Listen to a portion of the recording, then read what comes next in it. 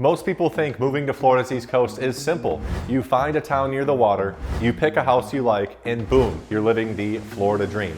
But the reality is, a lot of people make expensive mistakes before they even move here. They focus too much on the house and not enough on the area. They underestimate the traffic, the growth, the insurance, HOA fees, flood zones, and how far they'll actually be from the things they care about. They assume being on Florida's East Coast automatically means beaches, boating, restaurants, and that relaxed coastal lifestyle. But depending on where you buy, your day-to-day life can look completely different than what you pictured online. So in this video, I'm breaking down the biggest mistakes that people make moving to Florida's East Coast. And I'm not trying to scare you, but instead I'm trying to help you avoid picking the wrong area, the wrong house, or the wrong lifestyle that you actually want. My name is Spencer, and I'm a local Florida realtor here on the Treasure Coast, and I help people move to areas like Vero Beach, Sebastian, Port St. Lucie, Stuart, Melbourne, and the surrounding areas. So before you sell your house, pack up, and move to Florida's East Coast, watch this first, because a little bit of planning up front can save you a very expensive mistake later on. So starting with the first mistake people make when moving to Florida's East Coast, and that's thinking that every town gives you the same version of Florida.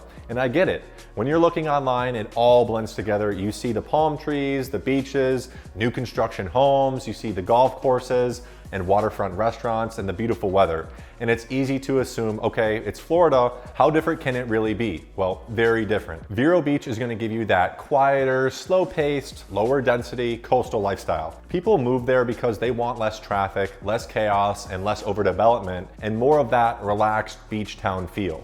It's very popular with retirees. Sebastian also has that laid-back vibe. It's a fishing town vibe. You're near the river, boating, you have waterfront restaurants, and a slower pace of life. Port St. Lucie is completely different than those two. It's much bigger, more spread out, more suburban, and it's growing incredibly fast. You have tons of new construction homes, master plan communities, family-friendly neighborhoods, parks, shoppings, restaurants, and more affordability compared to many coastal towns. But you're not living directly on the beach, so that is one trade-off. Palm Bay is similar in that way, where you're on Florida's East Coast and you can absolutely get to the beach, but your day-to-day lifestyle feels much more suburban and inland rather than coastal. So then we look at places like Melbourne, and you're talking about the Space Coast. You have aerospace, tech jobs, you're gonna have restaurants, shopping, beaches, all nearby, and you do have a larger working population as well. Moving further south, you're gonna have places like Stuart, Jupiter, Palm Beach Gardens, and West Palm Beach, and those bring a totally different feel. You're gonna get a lot more boating, restaurants, definitely more luxurious options. You have more energy and more things to do, but also higher prices, more traffic, and more density. So before you ask yourself, what's the best place to live on Florida's East Coast? The better question is, what kind of Florida lifestyle am I actually looking for? Because if your dream is to wake up, ride your bike to the ocean, grab coffee by the beach, and feel like water and the ocean is a part of your everyday routine, then you need to be very intentional about where you buy. And choosing the wrong town can mean you pick the right side of the state, Florida's East Coast is the best, but you picked the wrong version of Florida for you. The second mistake that I see people make all the time is not understanding growth, traffic, and density before you choose where you live.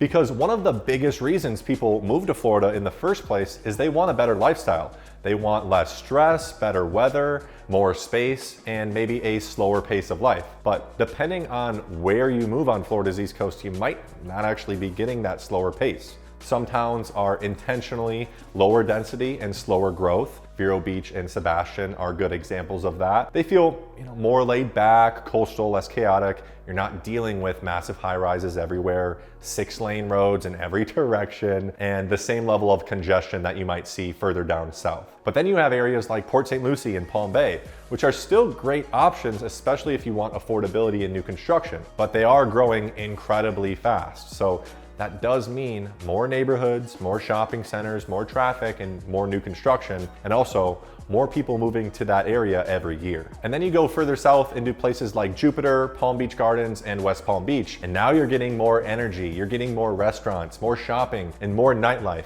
You also have more job opportunities. But keep in mind, you're also gonna have more density, more traffic, and a much higher price point. So this is where you need to be honest with yourself. Do you want it quiet, slower growth, and less congestion? Or do you want affordability, new construction homes, even if the area is growing very rapidly?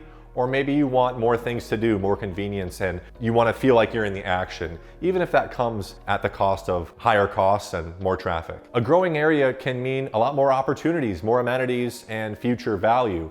But if you want to move somewhere expecting peace and quiet, and then you realize the area is exploding with growth, well, you might feel like you chose the wrong part of Florida. The third mistake that I see people make all the time, and this one's a killer, is ignoring the real cost of home ownership. Because when most people are shopping online, they focus on just the purchase price. They look at the house and they say, okay, this one's $425, this one's $550, this one's $700,000. But in Florida, the purchase price is only one part of the conversation. You really have to look at a few other things like property taxes, insurance, HOA fees, CDD fees, flood zone, roof age, and sometimes condo assessments if you're buying a condo. And these numbers can change dramatically town to town, and even sometimes community to community. For example, a newer home in a master plan community, let's use Tradition in Port St. Lucie as an example. It's gonna be a lot easier to insure, and it's gonna come with those modern hurricane protections, but you also have to keep in mind that you have an HOA fee and a CDD fee to account for. A non-HOA home may give you more freedom and fewer monthly community fees, but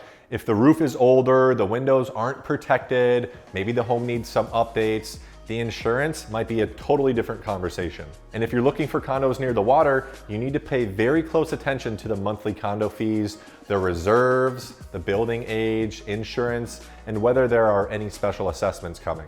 So before you fall in love with the house, you definitely need to understand what the home actually costs to own every month. Because sometimes the cheaper house on paper is actually not cheaper once you factor everything in. And sometimes the more expensive, newer home will make more sense because of the lower insurance, the lower maintenance, and the lower predictable monthly costs. This is exactly why I tell my buyers, don't just ask, can I afford the purchase price? Ask instead, can I comfortably afford the lifestyle and the monthly costs that comes with buying this house? The fourth mistake I see people make all the time is buying a house based solely on the price or the square footage without thinking enough about their day-to-day routine. And this becomes a much bigger deal after you actually live there. I've seen countless people move to Florida thinking, I don't mind being 30 or 40 minutes from the beach, but then after a year, they realize they barely go because everything becomes a drive.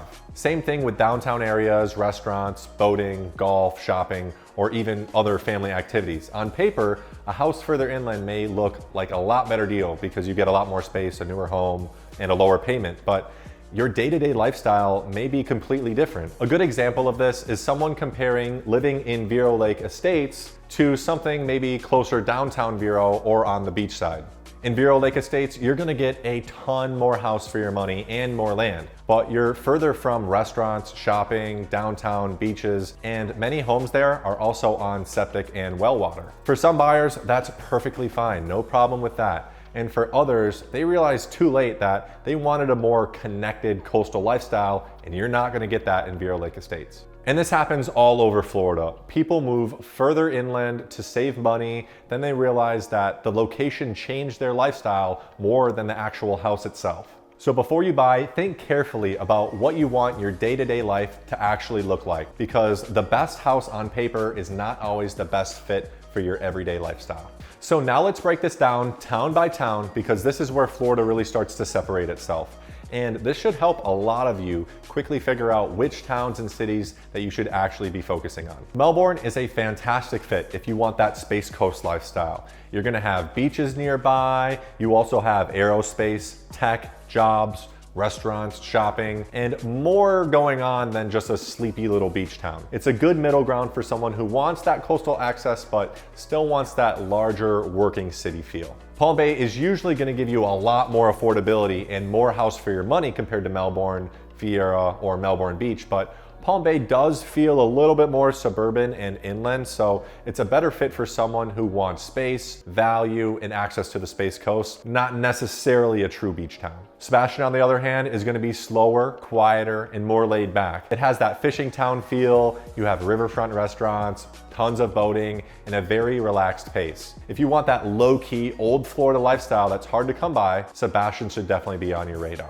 Moving further south, you have Vero Beach, and that is going to be for people who want that quieter, coastal, low density lifestyle. It's definitely not the cheapest place on the East Coast, but people choose Vero Beach because they like the charm, beaches, less traffic, and a town that still has character while still being a little bit more polished and refined compared to Sebastian. Fort Pierce is interesting because it gives a mix of affordability. It does have a historic downtown. You have beautiful beaches, boating, and a lot of future potential, but this is one of those areas where you really need to understand the specific neighborhoods because the experience can change a lot depending on where you live there. Moving further south to Port St. Lucie, one of my favorite towns. Port St. Lucie is going to be one of the best options if you're looking for affordability, new construction, and family-friendly neighborhoods. But it's more suburban, more spread out, and definitely not a true beach town. So Port St. Lucie will make a lot of sense if you value practicality and affordability, but it might not make sense for you if your dream is to walk to the beach every morning. Stuart will be a fantastic choice for you if you like boating, fishing, a charming downtown, and a more established coastal feel compared to maybe Vero Beach or Sebastian. It usually costs more than places like Port St. Lucie, but you're also gonna get a very different lifestyle there. And then you have Jupiter, Palm Beach Gardens, West Palm Beach, and Palm Beach. And that's where you're gonna get into the higher price points,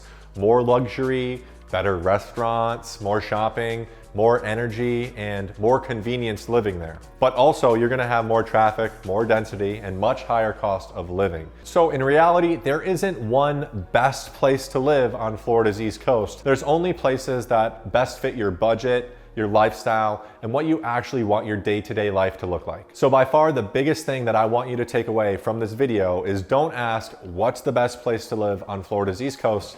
Instead, ask yourself, which place is best for me? Because if you want affordability, newer home, family-friendly neighborhoods, you might love Port St. Lucie or Palm Bay. But if you're looking for something maybe more quiet, more coastal, Vero Beach and Sebastian may be the better fit. If you want that boating, fishing, charming downtown lifestyle, a little bit more established than Sebastian and Vero Beach, Stuart can make a lot of sense. And if you want that luxurious lifestyle, tons of restaurants, endless shopping, and more energy, then Jupiter, Palm Beach Gardens, and West Palm Beach may be worth the higher price. If you're thinking about moving to Florida's East Coast and you're trying to figure out which town actually fits your budget, lifestyle, and your day-to-day life, feel free to give me a call, text, or email anytime. I'd be happy to help you compare the areas, understand the trade-offs, and make sure that you choose the right area in Florida that's meant for you. Because the worst thing that can happen is you move to Florida and realize you picked the right state, but the wrong town. Hey everyone, thank you so much for watching the video. My name is Spencer and I help people relocate to Florida's East Coast every day, and I would love to help you find your little slice of paradise here in Florida as well. So if you have any questions or if you want help narrowing down the specific town that fits your lifestyle best, please reach out to me directly, call, text, or email anytime. And if you want to watch more videos that I put out, click the videos right here or right here.